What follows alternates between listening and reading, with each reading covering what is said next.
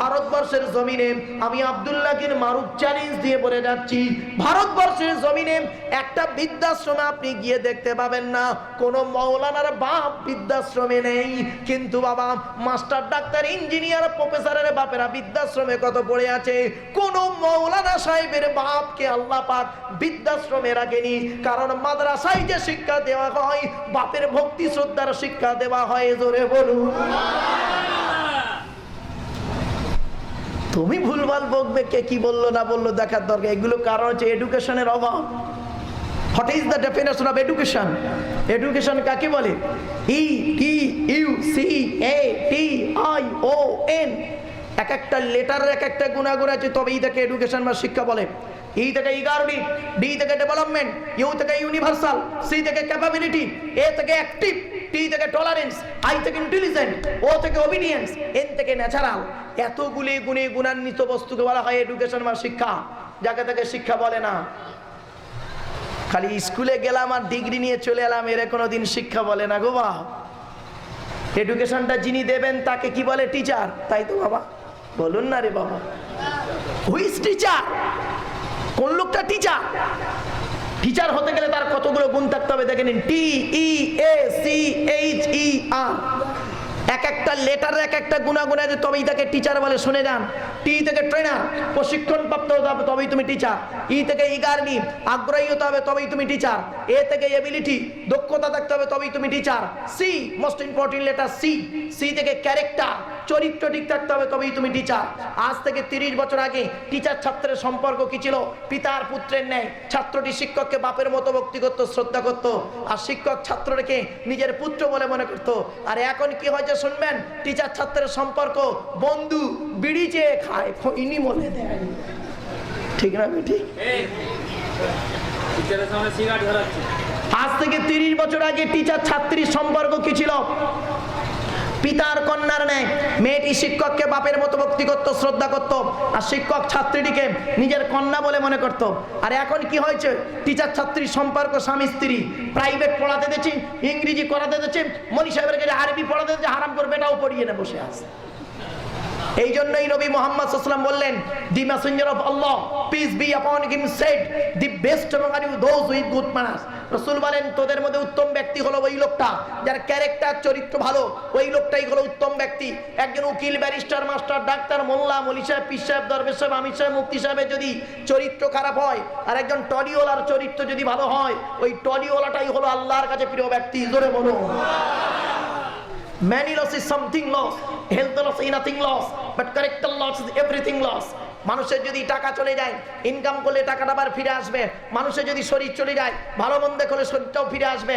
কিন্তু যদি মানুষের চরিত্র চলে যায়, চরিত্র কিন্তু আর ফিরে আসবে না।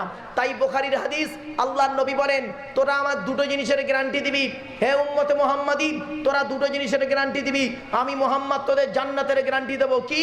1 নাম্বার, 2 ঠোঁটের মাঝখানে, 2 ঠোঁটের মাঝখানে জিভের গ্যারান্টি দিবি। হারাম খাওয়া থেকে জিভটাকে ঠিক করবি, বাজে ভাষা বলা থেকে জিভটাকে ঠিক করবি, পরনিন্দা পরচর্চা করা থেকে জিভটাকে ঠিক করবি। 1 নাম্বার জিভের গ্যারান্টি দিবি, আর 2 নাম্বার 2 রানের মাঝখানে অর্থাৎ লজ্জাস্থানের গ্যারান্টি দিবি। এই উপর আর নিচের গ্যারান্টি দিবি, আমি মুহাম্মদ তোদের জান্নাতের গ্যারান্টি দেবো। জোরে বলুন। যান বাড়ি চলে যান, সব গিয়ে দেখবেন হয় ভদ্রলোকের নিচে খারাপ, নয় ভদ্রলোকের উপর খারাপ। আমাদের জন্য লিমিট। কিছু বুঝে আসছে বাবা? মাথায় ঠিক রাখুন, এ খুব ডিফিকাল্ট জিনিস, মানে কি বলবো, খুব মারাত্মক জিনিস। আরো কিছু আসবে এরকম কথা। চলো, আমার দেহের ভিতরে 95% হলো ইব্রাহিম নবীর সুন্নাত। কত পার্সেন্ট? চলুন এবার একটা একটা করে মিলিয়ে নিন। আচ্ছা, আমার মাথার চুলটা ছোট না বড়? পুরুষরা মাথার চুল ছোট করে না? পুরুষরা মাথার চুল ছোট করা হলো ইব্রাহিম নবীর সুন্নাত। জোরে বলুন। গোপটাকে ছোট করা মুহাম্মদ নবীর সুন্নাত নয়, ওটা ইব্রাহিম নবীর সুন্নাত। জোরে বলুন। দাড়িটাকে বড় করা মুহাম্মদ নবীর সুন্নাত নয়, ওটা ইব্রাহিম নবীর সুন্নাত। শুধু তাই নয়, বগলের লোম, নাভির নিচের লোম 40 দিনের মধ্যে যদি নারী পুরুষ পরিষ্কার না করেন, নারী পুরুষেরই নামাজ হবে না নাপাক। ওটা মোহাম্মদ নবীর সুন্নত নয়, ওটা ইব্রাহিম নবীর সুন্নাত। শুধু তাই নয়, নখ কাটা হলো মোহাম্মদ নবীর সুন্নত নয়, ওটা ইব্রাহিম নবীর সুন্নাত। জোরে বলুন। পেশাব পায়খানা ফিরে পানি ব্যবহার করেন, ওটা মোহাম্মদ নবীর সুন্নত নয়, ওটা ইব্রাহিম নবীর সুন্নাত। শুধু তাই নয়, আপনি নাভির নিচে থেকে নিয়ে হাঁটুর নিচে পর্যন্ত পুরুষদের 70 টাকা হলো ফরজ, ঠিক না বেঠিক? এই নাভির নিচে থেকে নিয়ে হাঁটুর নিচে পর্যন্ত ঢাকাটা ফরজ, এটা মোহাম্মদ নবীর সুন্নত নয়, ওটা ইব্রাহিম খলিলুল্লাহর সুন্নাত।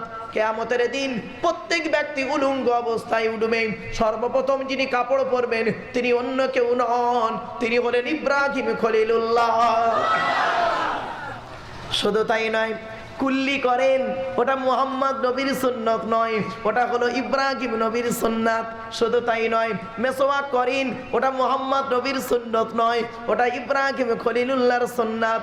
শুধু তাই নয়, আরো দেখে নেন, অজু করতে গিয়ে হাত মুখগুলোকে 3 বার করে ধৌত করেন, ওটা মুহাম্মদ নবীর সুন্নত নয়, ওটা ইব্রাহিম নবীর সুন্নাত। শুধু তাই নয়, নামাজ পড়তে গিয়ে রুকুতে গিয়ে সুবহান রাব্বিয়াল আযীম বলেন 3 বার, ওটা মুহাম্মদ নবীর সুন্নত নয়, ওটা ইব্রাহিম নবীর সুন্নাত। শুধু তাই নয়, সাজদায় গিয়ে সুবহান রাব্বিয়াল আলা বলেন 3 বার, ওটা মুহাম্মদ নবীর সুন্নত নয়, ওটা ইব্রাহিম নবীর সুন্নাত। শুধু তাই নয়, মুসলমানি হয় বেটা ছেলেরা, এটা মুহাম্মদ নবীর সুন্নত নয়।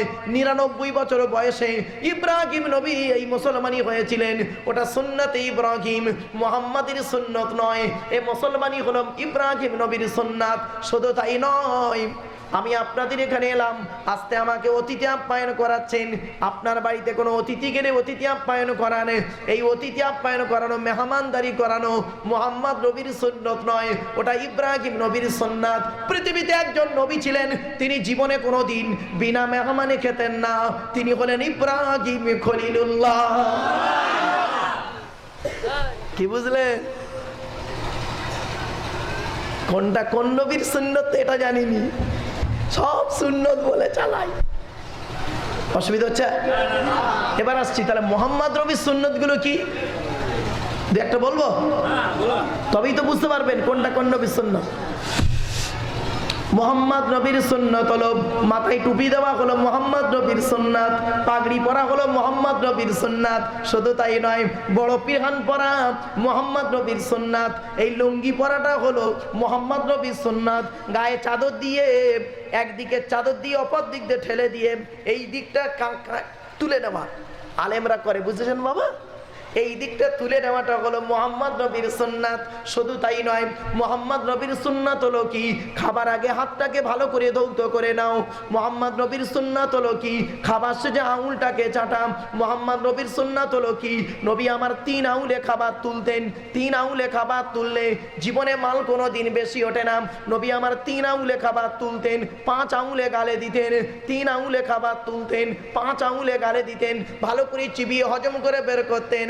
এরা সব নবী মুহাম্মাদের ভক্ত, এরা 3 আঙুলে মাল তোলে, বেবাড়ি থেকে 5 আঙুলে গাবা গাবা গাবা গাবা গাবা গাবা।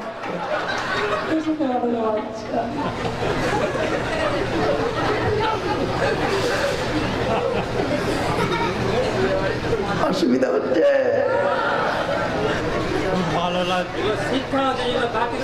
ও তো বুঝবে তো। শুধু তাই নয়, মুহাম্মদ নবীর সুন্নাত হলো কি জানেন? পায়খানা পেশাব পিরে কুলুপ ব্যবহার করা হলো মুহাম্মদ নবীর সুন্নত, আর পানি ব্যবহার করা হলো ইব্রাহিম নবীর সুন্নাত। শুধু তাই নয়, মুহাম্মদ নবীর সুন্নাত হলো কি খেতে গিয়ে পেটটাকে 3টে ভাগে ভাগ করবে। 3টে ভাগে ভাগ করতে বলেছে নবী মুহাম্মদ।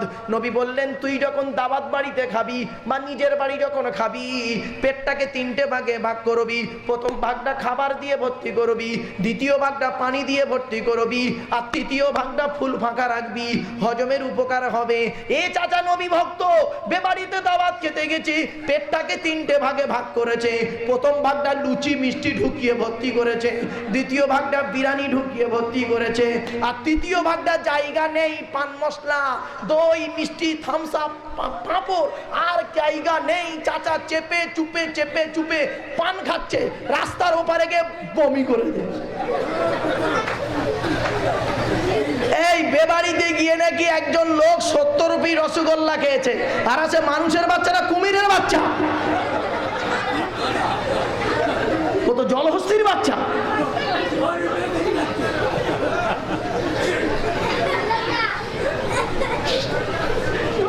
শোনেন,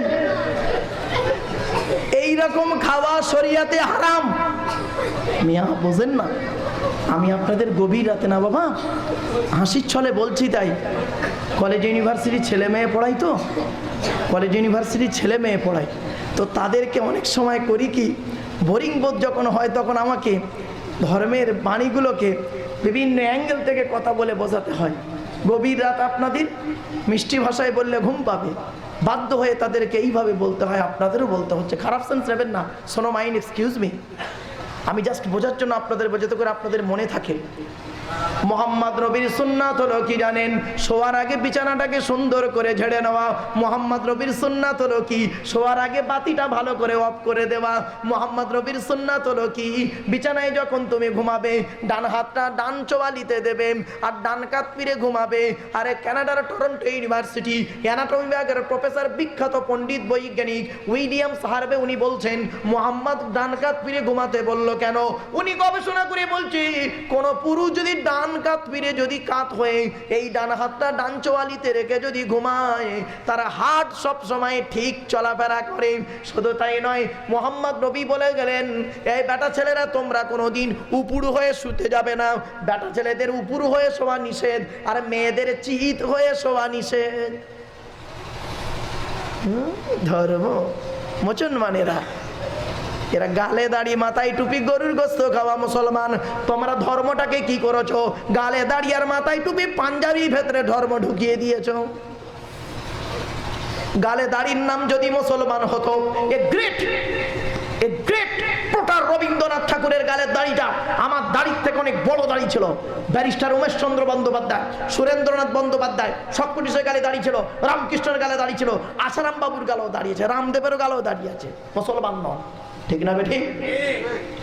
মাথায় টুপির নাম যদি মুসলমান হতো, এ গ্রেট ন্যাশনাল হিরো যিনি বলেছিলেন give me blood I shall give you freedom, Netaji Subhas Chandra Bose যিনি বলেছিলেন তোরা আমাকে রক্ত দে আমি তোদের স্বাধীনতা দেবো, তারও মাথায় টুপি ছিল। পণ্ডিত জওহরলাল নেহরুও মাথায় টুপি দিতেন, আন্না হাজারও মাথায় টুপি দেয়। মুসলমান ছিল না। যদি বড় পাঞ্জাবি পরার নাম মুসলমান, রবীন্দ্রনাথের ছবি দেখে নেবেন, গালে দাড়ি মাথায় টুপি, হাঁটুন কিন্তু গোলপিরান। এটা হলো পার্ট অফ ইসলাম। আমরা ধর্মটাকে নিয়ে গেছি কোথায় বুঝতেও পারলাম না। মোহাম্মদ নবীর সুন্নাত হলো কি জানেন? পেশাব পায়খানা ফিরতে যখন যাবে কুলুপ ব্যবহার করবে তো বটি, পেশাব পায়খানা যখন ফিরবে হাঁটুর উপরে কাপড় উঠবে না।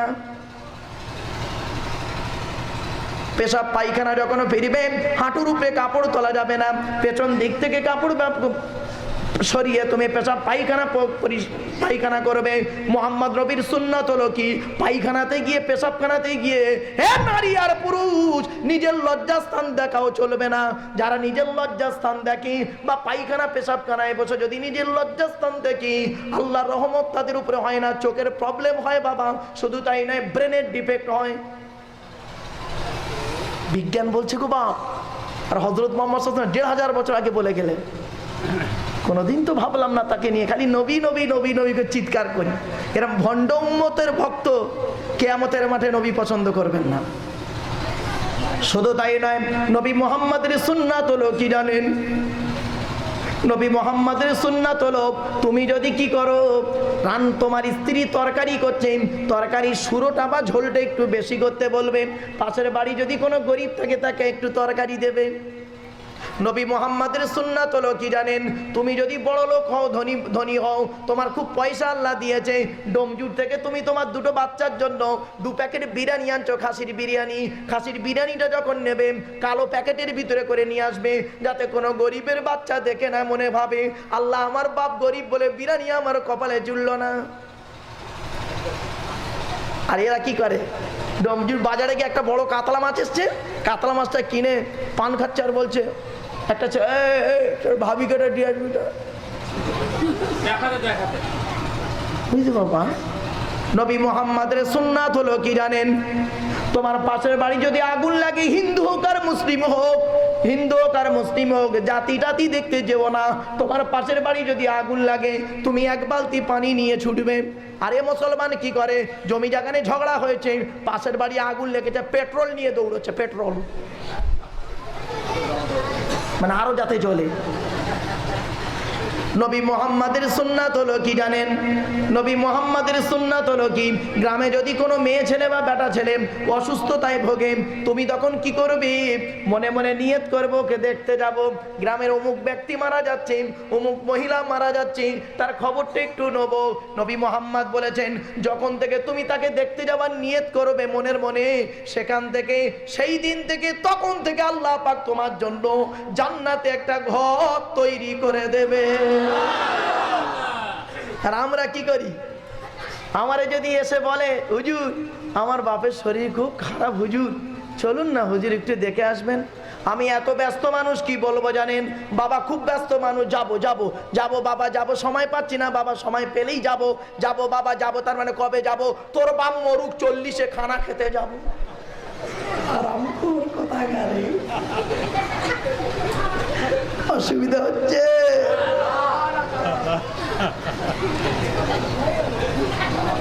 শুধু তাই নাই বাবাজিদের বলে যাচ্ছি, শুনে রেখে দিন, নবী মুহাম্মদ সাল্লাল্লাহু আলাইহি সাল্লামের সুন্নাত হলো কি জানেন?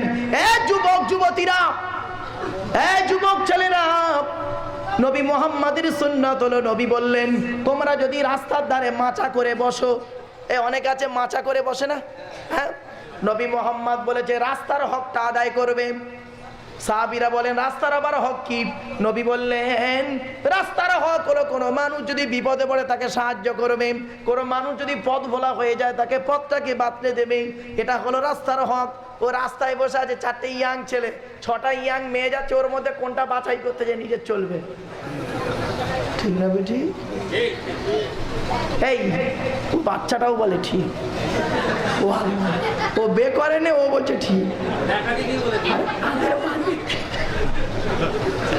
আরে বের ওয়াজ করলে এখন বুড়োরাও জেগে যায়, ঠিক না বেটি? তাই বন্ধু শোনো, তাই বন্ধু বলে যাচ্ছি, নবী নবী করে মুখে চিৎকার করলে হবে না। নবীর জীবনটাকে, জীবন ব্যবস্থাকে নিজের জীবন ব্যবস্থার সঙ্গে মিলিয়ে দেওয়াটাই হলো নবীর ভক্ত, ঠিক না বেটি?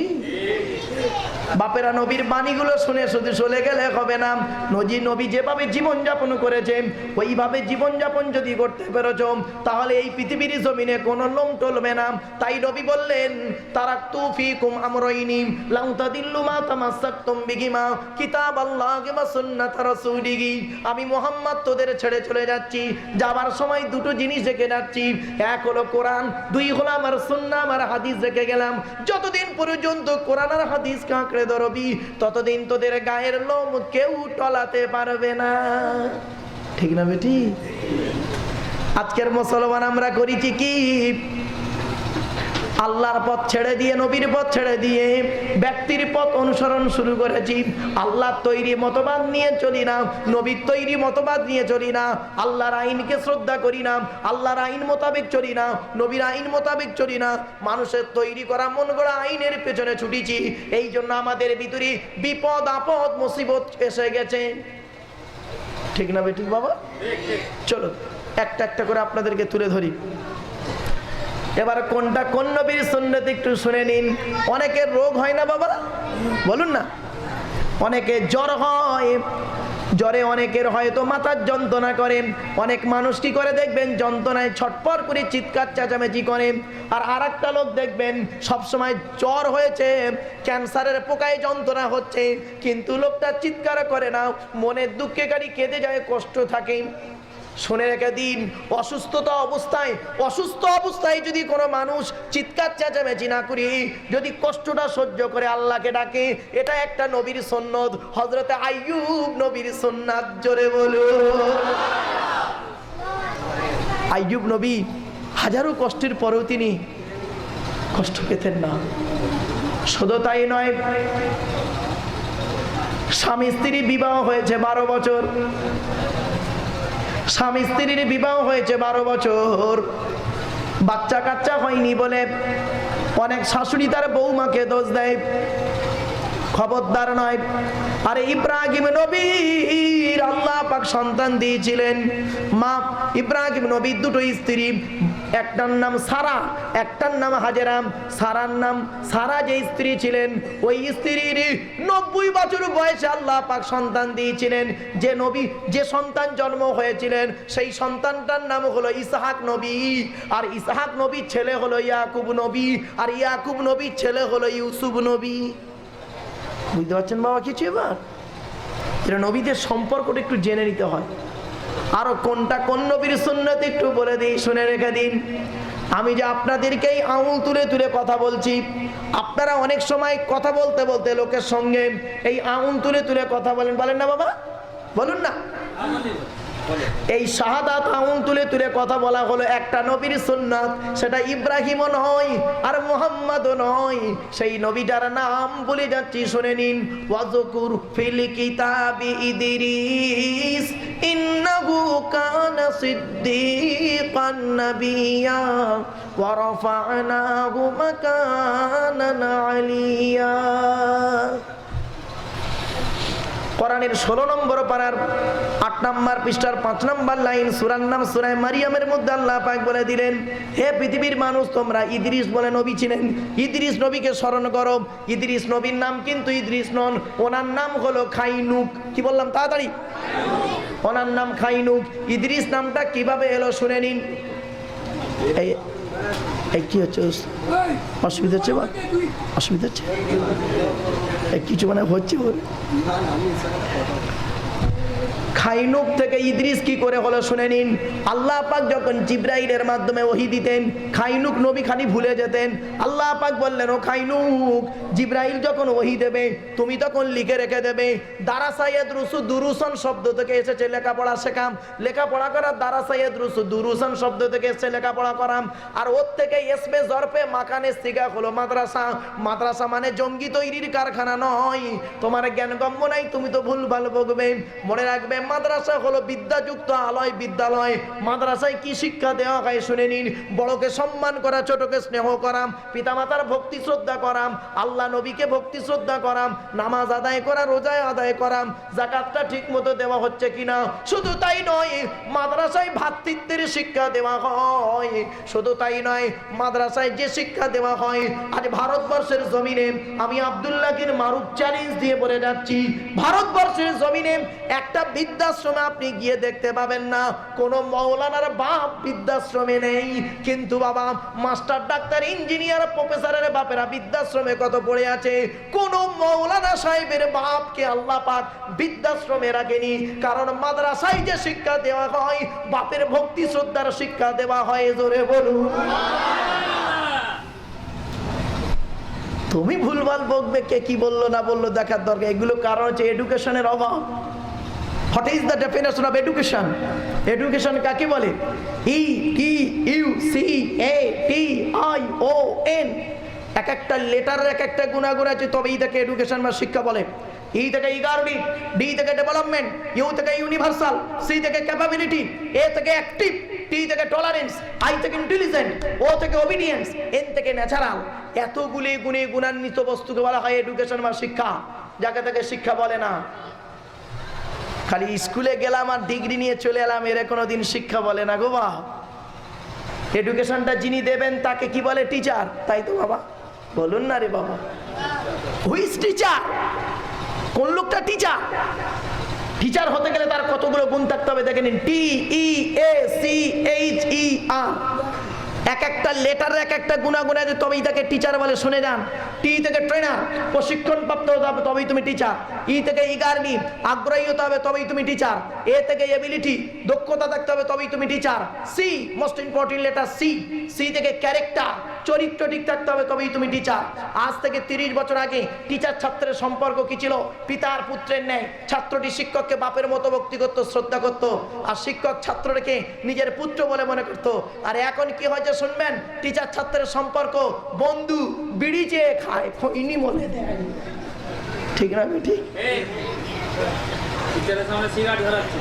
আজ থেকে 30 বছর আগে টিচার ছাত্রীর সম্পর্ক কি ছিল? পিতার কন্যার ন্যায় মেয়েটি শিক্ষককে বাপের মতো ভক্তি করত, শ্রদ্ধা করত, আর শিক্ষক ছাত্রীটিকে নিজের কন্যা বলে মনে করত। আর এখন কি হয়েছে, টিচার ছাত্রীর সম্পর্ক স্বামী স্ত্রী, প্রাইভেট পড়াতে দিচ্ছে, ইংরেজি করাতে দিচ্ছে, মনি সাহেবের কাছে আরবি পড়াতে দিচ্ছে, হারাম করে বেটাও পড়িয়ে না বসে আছে। এই জন্যই নবী মুহাম্মদ সাল্লাল্লাহু আলাইহি ওয়াসাল্লাম বললেন, দি Messenger of Allah peace be আপন হিম shed, the best among you those with good manners। রাসূল বলেন, তোদের মধ্যে উত্তম ব্যক্তি হলো ওই লোকটা যার ক্যারেক্টার চরিত্র ভালো, ওই লোকটাই হলো উত্তম ব্যক্তি। একজন উকিল, ব্যারিস্টার, মাস্টার, ডাক্তার, মোল্লা, মৌলভী সাহেব, পীর সাহেব, দরবেশ সাহেব, আমির সাহেব, মুফতি সাহেবের যদি চরিত্র খারাপ হয়, আর একজন টলিওয়ালার চরিত্র যদি ভালো হয়, ওই টলিওয়ালাটাই হলো আল্লাহর কাছে প্রিয় ব্যক্তি। জোরে বলো। Many loss is something loss, health loss is nothing loss, but character loss is everything loss। মানুষের যদি টাকা চলে যায়, ইনকাম করলে টাকাটা আবার ফিরে আসবে। মানুষের যদি শরীর চলে যায়, ভালো মন্দ করলে শরীরটাও ফিরে আসবে। কিন্তু যদি মানুষের চরিত্র চলে যায়, চরিত্র কিন্তু আর ফিরে আসবে না। তাই বুখারীর হাদিস, আল্লাহর নবী বলেন, তোরা আমার দুটো জিনিসের গ্যারান্টি দিবি, হে উম্মতে মুহাম্মাদি, তোরা দুটো জিনিসের গ্যারান্টি দিবি, আমি মুহাম্মদ তোদের জান্নাতের গ্যারান্টি দেবো। কি? এক নাম্বার, দুই ঠোঁটের মাঝখানে, দুই ঠোঁটের মাঝখানে জিভের গ্যারান্টি দিবি। হারাম খাওয়া থেকে জিভটাকে ঠিক করবি, বাজে ভাষা বলা থেকে জিভটাকে ঠিক করবি, পরনিন্দা পরচর্চা করা থেকে জিভটাকে ঠিক করবি। এক নাম্বার জিভের গ্যারান্টি দিবি, আর দুই নাম্বার দুই রানের মাঝখানে অর্থাৎ লজ্জাস্থানের গ্যারান্টি দিবি। এই উপর আর নিচের গ্যারান্টি দিবি, আমি মুহাম্মদ তোদের জান্নাতের গ্যারান্টি দেবো। জোরে বলুন। যান বাড়ি চলে যান, সব গিয়ে দেখবেন হয় ভদ্রলোকের নিচে খারাপ, নয় ভদ্রলোকের উপর খারাপ। ঠিক না? হয় নিচে খারাপ, নয় উপর খারাপ। যার দুটোই খারাপ ও জাহান্নামী। ও হাজি সাহেব হলো জাহান্নামী, মুফতি সাহেব হলো জাহান্নামী, যার দুটোই খারাপ। আর যার দুটোই ভালো, ও দর্জিওয়ালা হলো জান্নাতি। জোরে বল। তা কোনটার আলোচনা আগে করব, নিচেরটা না উপরেরটা? আগে উপরেরটা পরে নিচেরটা। চালাক লোক তো ওই জন্য বলছি উপরেরটা আগে। সেদিন থেকে বক্তব্য করতে গিয়ে আমি বলেছি কোনটার আলোচনা আগে করব, তখন বয়স্ক লোকেরা, চালাক বুদ্ধিমান লোকেরা বলছে বাবা আগে উপরেরটাই হোক। তখন একটা পেছন পাকা ছেলে ছিল, ক্লাস 8-এ পড়ে, ও তখন বলছে স্যার গাছে উঠতে গেলে কোনটাতে ওঠে? কাদের ছেলে রে ভাই? চলেন, আচ্ছা আগে উপরের আলোচনাটা আগে হবে, তাই তো? হ্যাঁ চলুন উপরের আলোচনা করবো। তো আমরা না পৃথিবীতে বক্তারা কি বাবা, ধর্মীয় বক্তারা আমরা কি করি জানেন? বুক ফুলিয়ে চিৎকার করে করে বলি, বুক ফুলিয়ে বলি কি, কয়েক কটা হারাম বস্তু বলি। দেখুন, বুক ফুলিয়ে চিৎকার করে করে বলি, মদ খাওয়া হারাম, বলি না আমরা? আরে বলুন না, মদ খাওয়া হালাল না হারাম? জোরে বলুন। সুদ খাওয়া, ঘুষ খাওয়া, বিয়ের পণ নেওয়া, চুরি করা, জেনা করা, আর হুকুমের কারণ নেওয়া। চুরি করা কারণ নিয়ে পাখা চালিয়ে উনি তাহাজ্জুদ পড়ছ।